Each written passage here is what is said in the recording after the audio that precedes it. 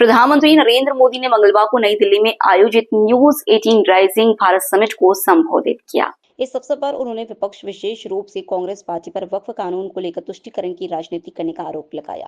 प्रधानमंत्री ने इस राजनीति को देश के विकास की राह में सबसे बड़ी रुकावट बताया। अपने संबोधन में प्रधानमंत्री ने कहा कि तुष्टीकरण की राजनीति का बीज स्वतंत्रता संग्राम के समय ही बो दिया गया था, जिसका परिणाम देश के विभाजन के रूप में सामने आया। उन्होंने कहा कि विभाजन का विचार सामान्य मुस्लिम समुदाय की इच्छा नहीं थी, बल्कि यह कुछ कट्टरपंथियों की सोच थी, जिसे कांग्रेस नेताओं ने समर्थन दिया।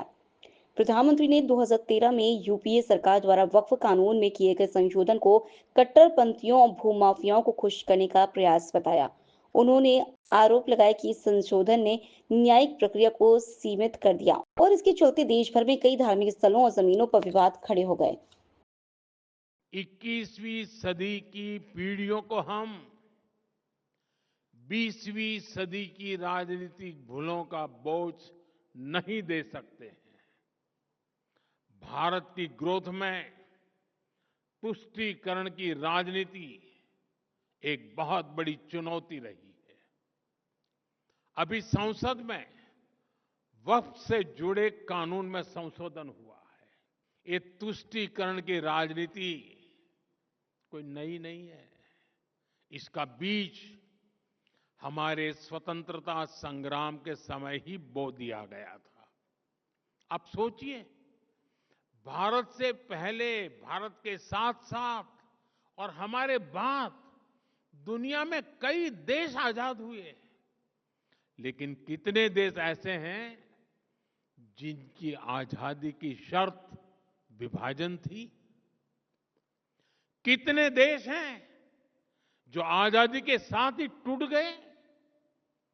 भारत के साथ ही ऐसा क्यों हुआ? क्योंकि उस समय राष्ट्र के हित से ऊपर सत्ता का मोह रख दिया गया। अलग देश का विचार सामान्य मुस्लिम परिवारों का नहीं था, बल्कि कुछ कट्टरपंथियों का था, जिसको कांग्रेस के कुछ नेताओं ने खाद पानी दिया ताकि वे सत्ता के अकेले दावेदार बन सके। साथियों, तुष्टीकरण की इस राजनीति में कांग्रेस को सत्ता मिली, कुछ कट्टरपंथी नेताओं को ताकत और दौलत मिली, लेकिन सवाल ये है, आम मुसलमान को क्या मिला? गरीब पसमानदा मुसलमान को क्या मिला? उसे मिली उपेक्षा, उसे मिली अशिक्षा, उसे मिली बेरोजगारी। और मुस्लिम महिलाओं को क्या मिला? उन्हें मिला शाहबानो जैसा अन्याय, जहां उनका संवैधानिक हक कट्टरपंथ की भेंट चढ़ गया। उन्हें मिला चुप रहने का आदेश, सवाल न पूछने का दबाव, और कट्टरपंथियों को मिल गया खुला लाइसेंस महिलाओं के अधिकारों को कुचलने का।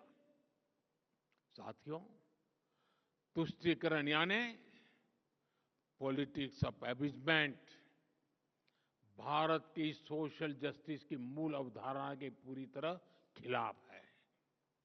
लेकिन कांग्रेस ने इसे वोट बैंक की राजनीति का हथियार बना दिया। 2013 में वक्फ कानून में किया गया संशोधन मुस्लिम कट्टरपंथियों और भूमाफियाओं को खुश करने का प्रयास था। इस कानून को ऐसा रूप दिया गया कि उसने संविधान के ऊपर खड़ा होने का भ्रम पैदा किया।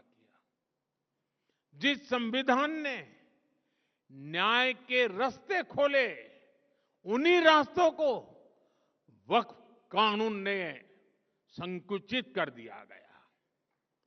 और इसके दुष्परिणाम क्या हुए? कट्टरपंथियों और भूमाफियाओं के हौसले बुलंद हुए।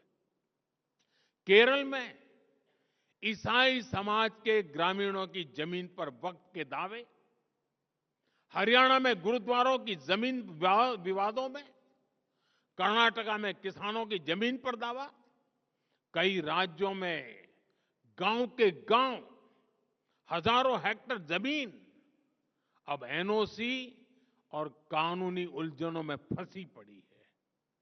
मंदिर हो, चर्च हो, गुरुद्वारे हो, खेत हो, सरकारी जमीनें हो, किसी को भी अब भरोसा नहीं रह गया था कि उनकी जमीन उनकी ही रहेगी।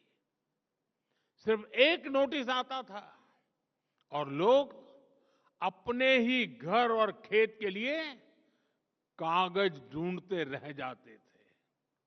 जो कानून न्याय के लिए था, वो डर का कारण बन गया।